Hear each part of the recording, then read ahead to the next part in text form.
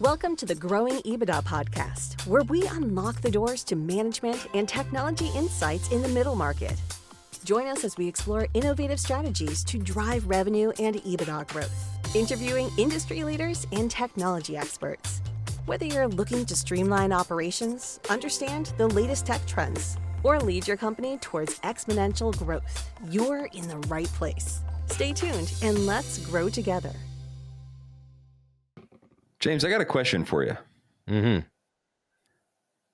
Who sang our intro song? Ooh. Do we know this person's name? I don't think we know. I think producer Matt knows the individual, and we'd have to maybe have producer Matt as a guest one day on the cast. What do you think? Someday. You think he's ready? I think so. Hey, just to make fun of ourselves for a minute, Mike, do you mind if I make fun of us for a second? That's your best skill set. I know. We were such newbies. We loaded our, podcast 0 as season 1, which was our intro, and then we immediately jumped to season 2 with all of our content. So maybe one day we circle back with having a producer Matt on, and we can attach it to season 1. I actually thought that was the only way we could guarantee getting renewed for a second season. I thought that was part of the plan. That's true. I thought that was part of the plan. That's a fair point. Yeah, I thought that was part of the plan. So we're talking about integration today. Post-acquisition integration, post-merger integration, PMI, goes by many different names. And to get us started today, I want to know, I know mine, I want to know the most interesting place you've ever done an integration. Let's digress for a second here. Tell us the story. Well, I know you got some good ones. Oh, man. So I'll say I did it. It's this town called, so take you on a little bit of a story. I started working for a company that went through a lot of M&A, and I was working out of the Mexico office supporting integration work for companies within the U.S.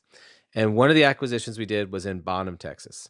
And so coming off of that, we had just acquired a group in La Jolla in California, so outside of San Diego. So it was a great integration. We spent a lot of time, beautiful city, great hotels, awesome food. And we go to Bonham, Texas, and we go out to visit the site, and the site had done a nice job of booking a hotel for us, so we didn't have to find a hotel. Number one, we had a fast food restaurant that also doubled as a grocery store for lunch. And then we get to the hotel, and for those that are aware of the hotel, America's Best, which is, not to shame anybody, but America's worst. It was a pretty bad hotel to the point that, really uncomfortable, not a great area. Well, we just, as a team, decided, we're not going to stay there again. We'll do it to make the target happy, but we're going to not stay there again.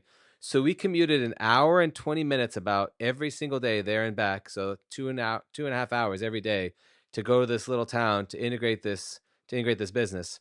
The other memory I have from that business is they took a break every couple hours. It was a manufacturing facility, and they would go and drink Monster by the back door. And I remember I had never had a Monster before, not something I'd ever had. And it was the old big ones with the screw top, if you remember that one, Mike. Mm-hmm. And so I went through a rough period, man. I went through a Monster phase where I was drinking Monster, driving 2.5 hours, working in the middle of nowhere, Texas. That integration, I was like, I want that La Jolla business back. How do I get to that La Jolla life? So, yeah, man, we don't go to always the best and nicest cities when we're trying to integrate. But I'll tell you, great people. What's the population of Bonham? Well, calling back to another episode, Mike, I'd have to use ChatGPT and some AI to serve up that answer. But I would say great people, man. I also gained a ton of weight because some very hearty meals, cookouts in the parking lot. Mm-hmm. Let me tell you, the worse the town, the better the people, I feel. And so it was a great time to make some great contacts. I still talk to some of those folks today, but not my favorite city by any means. How about you? Actually, can I ask you? That was such a long answer. We might have to make that its own episode. Yeah, I didn't know I'd asked for a novel. My favorite, most interesting place I ever did an integration was Rattlesnake Bayou, Alabama. Oh, wow. And I'll make my story much more brief and just say it lived up to its name. And that was a good one. Rattlesnake Bayou. I don't know who came up with that name, but they named it right. We'll just I'm looking it up right now. So let's jump in. Let's talk about integrations, and let's talk about where bad integration hurts the most. What usually goes wrong first? trials and tribulations, lessons learned. Get us started down that path, James.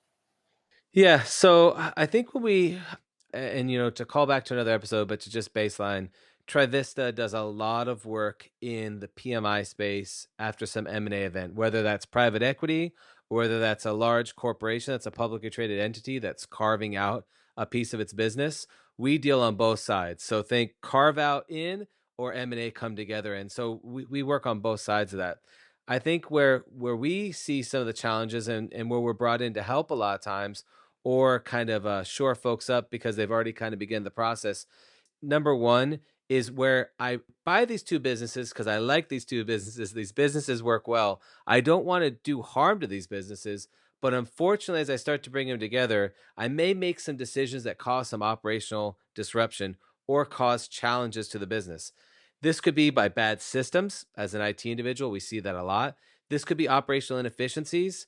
Frankly, a lot of times we see you make a Salesforce change in the field. Let's say you have a field rep team and you make that change, it could disrupt those businesses. So one of the first things you can do is disrupt the two great entities that function today, because we all go into these with the hope that we can drive synergies, become a better business, drive out cost, and become a better combined entity. It can go wrong. The second one, I don't know if we've talked about this one before, Mike. Maybe we should do a future episode on this. There's a recruiting arm at Trivista that helps companies find individuals at executive levels within their practices or firms or companies. And so we actually do a lot of time helping with this challenge, which is the talent flight. So we know when we go in and we do a diligence, we look for key man risk and we indicate those key man risks, but sometimes folks leave, whether it's the team that owned the business and they transition out, or talent at the business because maybe they had a windfall or a good financial outcome due to the transaction, and so they leave. There's a lot of times that talent comes out and then the business is scrambling to figure out how to shore that up, because not only are you trying to get these entities figured out, you're also making up for the talent side. And then the last one is, and this is something maybe you can talk about here in a second from a financial perspective, is this idea of these synergies and these kind of financial synergies. Be going into this deal, no PE firm or no business is going to go into a deal blind. They're going to build a model, they're going to have an expectation of excellence, and they're going to have an expectation of outcome. So you're going to have those conversations up front. You're going to know what you want to do. And if you don't or you can't materialize those kind of changes, whether it's be from the systems, from the team, or from the process, and you can't hit those synergies, at the end of the day, it affects the bottom line. So maybe we could take that, Mike, and maybe that's somewhere you can come in because you know much more about this than I do, where those kind of poor synergies or bad impacts affect the financials and kind of disrupt the deal a little bit, or at least the idea of what the deal was going to be. Yeah, absolutely. Well, I'll build on the comment that you made about talent flight. If you lose the wrong people in the business that you're buying, or you disenfranchise some of the folks on the team that you're already running, huge costs can be associated with that, especially if you start losing high performers who think that maybe they weren't involved in kind of the strategic decision-making process behind acquiring this other company. Maybe they feel like they get exposure to comp models now that are very different, and they're kind of realizing that, hey, maybe I should have been making a lot more money than I was all these years. It could be any number of different things. You start losing key people, that's a major hit to the bottom line, right? And that could be at your current company or at the target, the business that you're acquiring. So I think about things like talent flight, like you mentioned. I think about margin erosion. Many times people are going to model in lots of synergies in these deals. They're going to say, hey, look, we're going to bring company A and company B together, and we don't need 15 salespeople anymore. We only need 13. So, we get some headcount reductions and some cost savings. For starters, unless you have a very robust plan, it's pretty simple when you're talking about two salespeople. But when you're talking about larger enterprises, you could be talking about integration synergies across the sales team, the marketing team, the back office, finance, IT, reduction in licenses on the IT side, purchasing power and trying to drive purchase price reductions because now you're spending more with certain suppliers. I mean, it could cascade across manufacturing, distribution, really cascade across the whole business. If you don't have really robust kind of day one communication plans, day one implementation and integration plans, if you haven't appointed somebody who's really responsible for waking up every day for the next couple of years and running all those costs out of the business and driving those synergies, you stand to not realize many of the synergies that you expected at the onset, right? And quite frankly, not that I would label this necessarily a crisis, but we have a saying, never waste a crisis, right? Never waste the opportunity when there's a lot of things going on to execute flawlessly, maybe make a couple of mistakes along the way. But if you're going to go and do M&A, and part of the logic is driving for synergies, you better be very focused on driving and achieving those. And I think, one of the things that we find is oftentimes a letdown is that people don't realize as many synergies as they originally modeled. We tend to find that that's oftentimes a function of lack of good old-fashioned project planning and tough decision making, and staying on top and holding teams accountable to actually going and doing what we all agreed we were going to do in the first place with these deals. Then you can get into things like customers, where day one planning and even day zero planning is critically important. How are we going to announce this to the market? If it's not well received and one of your largest customers decides, geez, I don't like what's going on over there now, that could be a major revenue and margin hit to the business. So all different kinds of margin erosion if you're not implementing appropriately. You got customer loss, you've got employee challenges, and also, quite frankly, there's a lot of brand damage that can be done, right? And you got to be very thoughtful about brands, right? You may have a brand in your current company. You may be buying a company with a solid brand. Maybe you're buying a company with a weaker brand. Figuring out what the right strategy is to kind of go to market on a go forward basis, being thoughtful about the communication path, actually integrating the tools and the systems so you actually kind of look out in the marketplace as if you're one company now together. Not doing any of those things well, number one, is typically going to drive a lot of cost in the business, but also not doing any of those things well could actually hurt your brand long term, or hurt your employee relationships long term, or what have you. So a lot of real financial impacts can come out of poor integration. And, we tend to work with a lot of companies that maybe they've done M&A in the past. Maybe they haven't done M&A in the past and it's their first time. So in many cases, you could be dealing with management teams that haven't had a lot of experience doing that. And it's important to equip them with the appropriate resources and tool sets with which to execute on them. Because otherwise, why are you making your life that much more complicated in the first place, right? If you're not going to kind of go after it and attack it aggressively, maybe rethink it. Yeah, and to read another chapter from my novel from earlier for that plant in Bonham. Do we have enough, producer Matt? Do we have enough time? The brand damage side. So this plant out of Bonham was acquired by a company out of Mexico, and we manufactured in Bonham, Texas, right? It was a manufacturing facility. And after the acquisition got out, news got to the local area like, oh, they were acquired by a Mexican company. And so the rumor was, oh, well, they're moving all their manufacturing to Mexico, which actually we were moving manufacturing from Mexico to this plant to help with capacity. And so we had done poor planning, poor communication, and poor articulation of that to our clients, and did cause some brand damage and actually caused quite a hearty dip in sales. So you are 1000% correct that that's something that needs to be contemplated and really work through, and not just assume that everyone will know. Yeah, absolutely. So James, I talked about what can go wrong. How do you get it right? Yeah. How do you start off on the right foot? I love what you said, Mike. Day zero planning. A lot of people focus on that first day. There's a lot of upfront work that can happen. One of my favorite things is when clients have us do a diligence on an entity that they plan to acquire, and then either bolt on or build as a platform and bring another business together, almost like two platforms coming together. And they call us after that and say, let's get planning. Let's start tomorrow on what this integration looks like. So that early integration planning, starting immediately, even a little bit in due diligence or pretty dang close after diligence, really helps set that tone, really opens up conversation. Obviously, it has to be proxied by legal and make sure it's okay for the deal cycle, how much you share, where you share, why you share, all needs to be reviewed. But you can start a lot of those things in day zero. I think having honest conversations with your leadership team and making sure they're aligned, again, within reason and protected conversations, to say, here's our plan, here's what we're doing. Oftentimes, I see failed integrations when we're going to do a diligence, and part of our diligence is the ownership group is asking us in the diligence, what do you think they're going to do with us after they acquire us?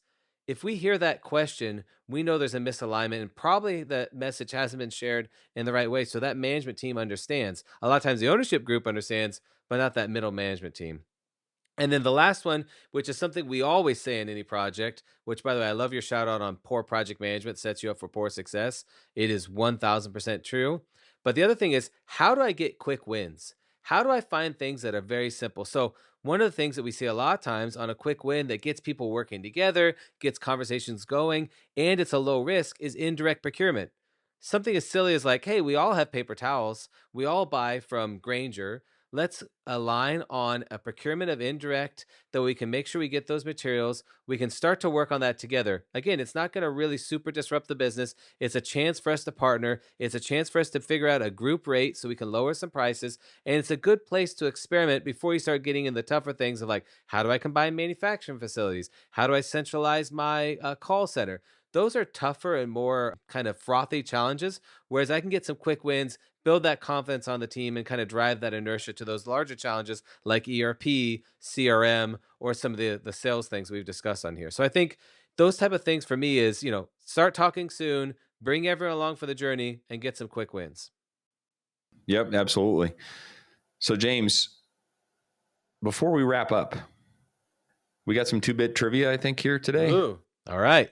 You want to ask or you want me to make up something? You got something already figured out? I got it. Yeah, I prep for these. I prep for these. No, man. All right, here we go. For these. Chat, my buddy GPT and I, we prep for these. Yeah, perfect. So this one's pretty basic. I think you're going to get this one. What's the average timeline that experts recommend to fully integrate an acquired company? So we preach don't go too quickly because you could break things, the do no harm clause. So I'm going to go probably a year to 18 months time frame. So you still kind of know them, but you're not taking too long. So I don't know, 1 year to 18 months. Well, even though you're close, this just proves you're not as smart as ChatGPT. But experts say 12 to 24 months. But I think you're close. So we'll give you like 2/3 of a point there. Are we keeping points? Yes. Is that how this system goes? Well, it's 1 to 2/3 then if we are keeping points, because I do have my little scoreboard here. So yeah, and I think the logic there is if you're moving faster than that, you're probably not integrating the businesses, right? Could be leaving money on the table. Who knows? Depends on the integration, but you certainly probably haven't integrated fully the two companies, or maybe that was more like a tuck-in, maybe about a product line, and 3 or 4 months in, you've got it integrated into your facility, but 12 to 24 months is the guidance, which also I think has been my experience. So good reminder, takes planning. My comment about day 0 planning, super important. Day 1 planning, even more important. Making sure that you're engaging the team and holding the team accountable to delivering it. Yeah, I love it. Yeah, this is something that's squarely in our wheelhouse, and we talk to clients all the time. So, hey, if you have a question or want to learn more, reach out to Mike or I directly. We'd appreciate when our listeners listen. When they listen and they reach out, we appreciate both. But thanks for tuning in to By the way, you're assuming they listen. Hey, we got numbers now. Listen or reach out, either one, it's fine. Yeah, we got numbers. But hey, subscribe to Growing EBITDA, and we look forward to connecting in the next couple weeks. Thanks for tuning in to this episode of Growing EBITDA. If you like this episode, hit subscribe or follow us on LinkedIn for updates. Got a topic you'd like us to cover? Drop us a message. We'd love to hear from you.